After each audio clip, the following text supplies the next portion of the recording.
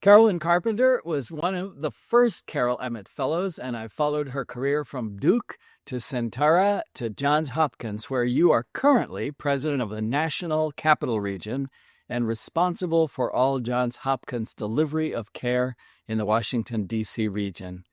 We've frequently in the community of the Foundation called on you for inspiration and insight because of your remarkable ability to integrate the personal and professional in your leadership.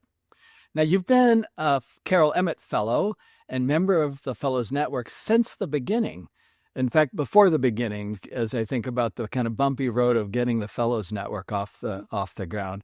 And now you've joined the Leadership Council. You're a mentor for fellows. What keeps you contributing to the Carol Emmott community? Well, a host of things. When I think of the priority items, number one, it meets a need. Number two, I think it matches my talents and interests. Number three, it really reinforces my growth. And number four, critically important, it's fun. So if I go in that order, from a need perspective, there's just no doubt that the concept of community and connections and support for women leaders is as important, if not more important, than when I started my career 30 years ago. So that need is there. I do think it matches my talents in that I like to think of myself as a relationship and connection person. And Carol Emmott is such a wonderful scale. You know, I've had the privilege to go to conferences and other events where there are thousands of people, and it's not the same. I mean, to have such an intimate opportunity to get to know other colleagues and their talents is just tremendous. And so that's a great match for me, I would say. And then I think reinforces my own growth. I don't go to any of these events without coming back with new insights about myself, which I think is the whole point. And then it's fun. I have 14 colleagues in my cohort who forever make me laugh and pull me up when things aren't so fun and remind me of what's good in life and take good care of each other. We take good care of each other. Well, that's wonderful. So we've started our 9th class at the time of this interview. And but you're saying that your cohort, the very first cohort, 15 amazing women, still connects with each other? Absolutely. Just yesterday, we got one of our colleagues. She had a proposal for marriage over this past weekend, and we got the video and we got to be part of it. And it's really crossed the boundaries from our professional lives to our personal lives. And, I had another colleague tell me about 3 years ago at Carol Emmott who did not go through the fellowship. And she looked at me, and I'll never forget that, because she said to me, there aren't a lot of environments where you truly believe people care about you. And I'd forgotten that because I was trained in an era that was a little bit more, apprenticeship intense. The relationships were more close. And so there was a stronger sense, I think, whether people cared or not, you knew. But there were people who care. One thing about the Carol Emmott colleagues is we all care. We all care. So wonderful. So the fellowship year has continued to evolve every year. The curriculum is modified. We do different things. We try to be responsive to what's happening with each new cohort. Are you finding that your mentees' experiences significantly different from yours? I think they're remarkably similar. Where they differ is where the environment has changed. So I know I benefited from more, well, maybe didn't benefit, but at least I understood more discrete career paths. Right now, I would say career paths are much more varied and harder to identify. So I think that gives some of our colleagues a bit of a different experience. The flip side of that is, my opinion, is one of the greatest benefits, if not the greatest benefit, of the fellowship is the self-exploration and the reflection time and the ability to really understand where you are in your own self-awareness scale. And I don't think that's changed at all through the years. Mm-hmm. What kinds of things do you think contributed to that focus on self-awareness for you? How did that happen?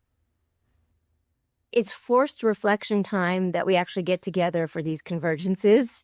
I think the pace of the convergences is actually intentionally intense from an immersive perspective.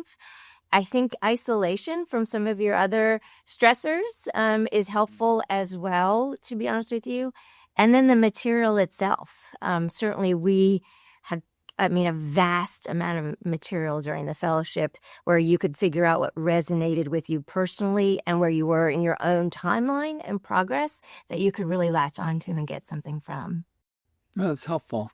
Women still face prejudice and marginalizing structures, but you've drawn attention, interestingly enough, to the ways that leaders can limit their own potential as well. I sometimes call it, cooperating with your oppressors. But what do you mean by the importance of recognizing patterns of opportunity? Yeah, early on in my career, it was shared with me this concept of our maybe unconscious beliefs that are our limiting beliefs. And I found that to be absolutely true. And the depths of those are pretty impressive. So over the years, as I have learned my own limiting beliefs, and they tend to be, I'm not enough blank. Fill in the blank, whether it's not smart enough, not networking enough, not outgoing enough, extrovert enough, whatever those things are. I think those limiting beliefs are truly our greatest constraints. And we as women, in my opinion, seem to be pretty good at holding on to those and being perhaps a little bit more fearful for a variety of reasons that really helps us unfortunately hold on to those limiting beliefs. So from my perspective, it's really about how do you create the concepts of possibility and solutioning and potential instead of the constraints. And healthcare is probably more and more constraining than it's been in the past. And so I think it's even more important to, one of my other mentors years ago said, look up. And it's true. That's the idea. Get the landscape and stop doing the tunnel. And that's all about seeing where the possibilities are that you can navigate through. Do you have some examples or any ideas of places where you were able to make that shift for yourself, or maybe advice for us on how we can actually find those, I guess, that mental shift? We're all familiar, I'll just say, with kind of encouragement to think more positive. But you seem to be describing an actual practice of looking at your environment and your circumstances differently. Yeah, the first one I recall was probably, and maybe it's the first one is the most memorable because it was such a seismic shift for me. And it was trying to understand why a certain set of opportunities in my career I kept shying away from. And they were really around what I would call being the person who was a bit more in the performance or presence role, the one who has to stand on that stage, whatever that stage is. And I found myself very comfortable putting other people on the stage and helping them be very successful there and enjoying that. And was asked to do some front-facing, very public-facing activities. And I had to sit down and say, why do I not want to do this? What is it about my own? I'm right in the middle of introversion of extroversion, so I don't have that excuse. It's not like I get exhausted every time I'm with two people. That's not the case. So what is it? And I spent some time really reflecting on what are the things in my, probably growing up in my environment that created that boundary for me. And what I learned was I really created a boundary because one of the most hurtful things that could ever be said to me by one of my parents was, don't be dumb. Mm-hmm. And don't be dumb, I translated over time to you're not smart enough. Wow. And I live in an academic medical center world for most of my career, and there are brilliant people. So it's really easy to feel like you're not smart enough. And one wonders whether I went to this environment because of that. But that said, but to face the fact that I actually thought I wasn't smart enough to be the person on the stage. And I remember having that moment of just digging and digging and digging and digging of what is this? Why is this? What is the limiting belief here? And the limiting belief was there's so many smarter people around me. Let's put them out there. Yeah. Yeah. So how did you figure out you were smart enough? Well, honestly, I think there's some empirical evidence. Yeah. So success of doing things. measures. I have been successful in competitive, difficult environments, and honestly, plenty of people have assessed my intellectual capabilities, not near the bottom quartile, at least. I think that's safe to say. So I think but that's a key principle is to actually pay attention to the evidence is kind of what you're saying. Once you see that, in fact, that your inner voice that's saying, how can that person be saying that actually there's a kind of a correlate, which is, I wouldn't be saying that. I actually have something useful to say here. Yes, and I think many of us who, at least for me, who value humility sometimes take that too far. So, humility for me is being very conscious of listening to other voices now, not I am not enough. Mm-hmm. Yeah. Yeah. Well, I suspect you were very good at school. Yes, I was. So this evidence goes back quite a ways. Yeah. I knew how to take the test. So talk to us a little bit, though, about preparation for delivery, because I think one of the things I've really noticed is you seem like you're always able to, hear the 4 points, hear the 6 points. You're able just to kind of do that. But I also have a feeling that you do your homework, and it's important to you to have that preparation. Can you talk a little bit about I guess it's this polarity between just confidence in your ability to stay present and do what's natural and really respond in the moment, and the value of preparing. What do you say about that? Yeah, I would say that what I have learned is the difference between fueling creativity, and that is much more spontaneous, much more relevant to certain environments, much more what, one of my mentors used to say, building the bridge as you walk on it. And there are moments that are moments of creativity, and define them, value them, and make that bridge, walk off that cliff. And then there are moments that you need to articulate with clarity. You need to make a case. You need to persuade. Maybe you need to be an expert, depending on the topic. And those are the preparedness. And learning how to navigate those, I think, is something with experience and confidence. Because there's sometimes when I would much rather, I call it, have a really good, checklist. But what it is a moment of, no, I don't know the answer. We need to brainstorm, or we need to create, or we need to figure out how to create an environment that allows for people to really solution in a different way. And then there are times where, oh no, I need to persuade. I need to help make a decision. I need to move forward an agenda. Those are all prep. And I'm not sure I've ever been too prepared on those. Yeah, if it's possible. I don't think it is. Yeah.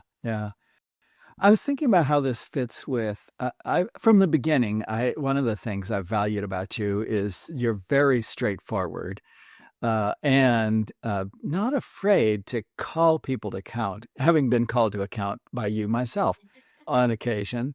And I wonder, is this just something that was built into you from the beginning? Does it come from your family? Or is this just a value that you hold?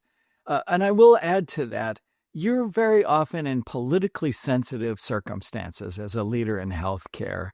And I think a challenge for many of our fellows, frankly, is having confidence enough to be bold and brave without worrying too much about messing it up and saying the wrong thing. What about you? What are your thoughts about those issues? Yeah, well, first, I benefited in my growing up in my home, my household, with consistent debate and constant debate. And we used to, and we still kind of joke that, you can't pick the movie or the TV show or the book without a Socratic defense. So in my dinner table conversations, you had to hold your own. So that's one piece of it.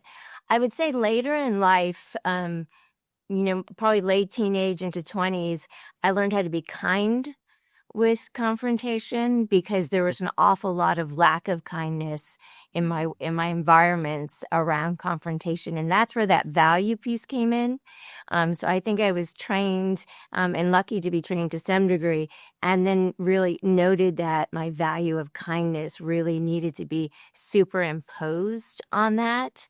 And then the other value is, for me, integrity and honesty in very complex environments. I have found to be able to live my own sense of that and put my head on the pillow and sleep at night with a lot of transparency. And some people don't feel that way or see that, but I have found over and over that that level of transparency allows for better solutions, allows for trust to be built. And one thing I think we all recognize more and more in our environments is, teams and relationships are all about trust.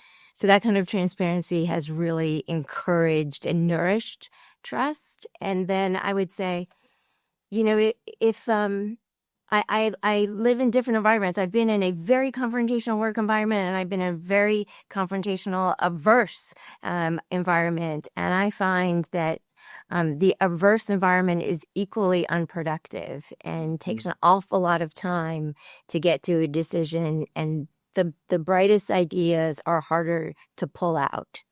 So I've seen the benefits. I was trained, and I think I've superimposed my values, or have tried to. Yeah, wonderful. No, that's what I've seen. So you've tackled a lot of circumstances, both in your personal and professional life, that anyone would consider stressful. You've shared some of those, particularly with your own family and your children, with us in the symposium, and I'll ensure that there are links to your symposium talks also in the description for this interview. What have you learned about resilience through this, Carolyn? What I've learned about resilience is very little of my resilience has to do with what's going on outside of me. And almost all of it has to do with what's going on inside of me. So my own ability to have self-awareness, to learn, to productively explore, to evolve, to grow.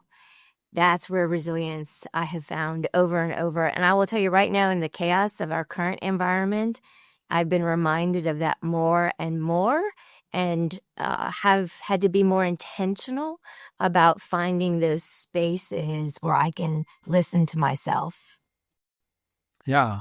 What do you say to your people about the kind of chaotic environment? I mean, so much uncertainty in about everything. For everyone. So there's just a huge amount of anxiety that's pervading our world. What do you say to your teams? Well, mostly what I say is, the noise is not news, and the noise is a purposeful strategy to distract and reorient and reprioritize, and let's persevere. So as a matter of fact, I have the opportunity to have a retreat this week with my team, and we're going to go through our vision and our values and how it reflects in our performance and where are we leading from that. And it's really a very purposeful, intentional conversation about not allowing the chaos to take us off course and off purpose. Yeah, it kind of fits with what we were talking about with honesty. Truth is an antidote to a lot of things, but in particular, I'm kind of hearing that focusing on getting your team to focus on what actually is within our purview, what we can actually do something about, seems to be fundamental to that. And you call the rest of it noise, I guess. Is that correct? Yes, that's one of our phrases now. Leave the noise aside and don't pretend it's news. Oh, that's a good one. Yeah, I really like that. Talk more about your teams and how you create healthy climates. So I'm hearing that, fundamentally, we have all these buzzwords like transparency and so on, but you're really just telling the truth to people and being clear about what is actually going on, really fundamental to trust. If you can't trust your leaders to tell you the truth, you're not going to have trust. So that's key. What else do you do to build the kind of climate that leads to productive, healthy workplaces? Yeah, for me, it's getting to know people as people. I don't impose upon what's personal or private, but really trying to understand who's coming to work every day. And there are a variety of different ways to do that, but at the end of the day, you have to spend time. You have to listen. You have to figure out connections. You have to understand, the difference between, acceptance and actually helping push people to grow in terms of their skills and abilities. And my favorite thing is really identifying people's strengths and then highlighting those strengths to other people on the team.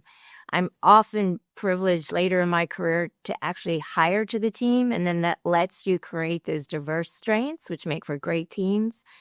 But even when you inherit individuals, finding what those strengths are and advertising them. And I literally tell people that, when a certain problem will come up, the whole team should look at just a few and say, oh, these are the best people to answer that question. Oh, these are the best people to answer that question. And we can all support, but we all have different strengths, and making sure the spotlight is clear on those while we build trust. Because it's back to that word again, that's really common work and values-based leadership. Yeah, key.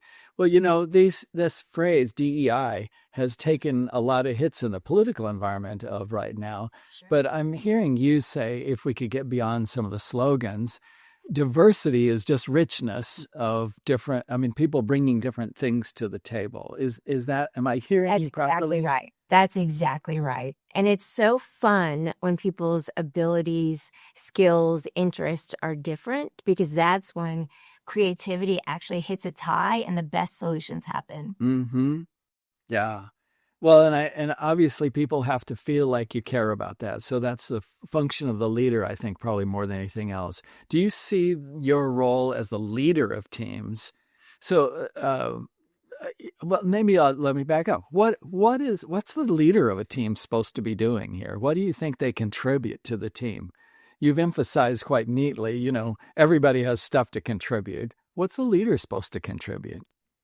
My opinion is that the leader needs to help the group identify the core and common values of the team, and then collectively reinforce what the vision is for that team's success, and connect those values with that plan, which is what that vision is for success. I do think, I know it was Deepak Chopra who, I don't know how many years ago, decades ago, probably said, relationships are the 4 A's. It's all about appreciation, acceptance, affection, and attention. And some version of that in a professional way is exactly what a leader's job is to really understand through attention, through affection. Acceptance to me is a little harder, because that's really acceptance of the strengths, but helping people continue to build on those strengths and be successful. And then really, affection is celebration, celebrating those successes. Would you say that that there are transferable skills from being a mother to being a senior vice president of a complex organization? I'm kind of hearing that, so that's what I thought I'd pursue. What would you say? Well, absolutely. I think we all have the different things in our lives where we grow the most.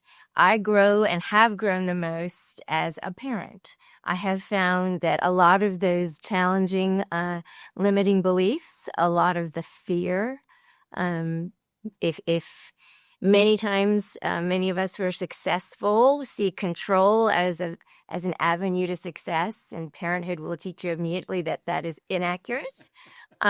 So a lot of my personal growth has come through being a parent, and it absolutely translates, back to that whole resilience and learning. It's what's within, not what is outside of us, that creates the greatest opportunities to lead.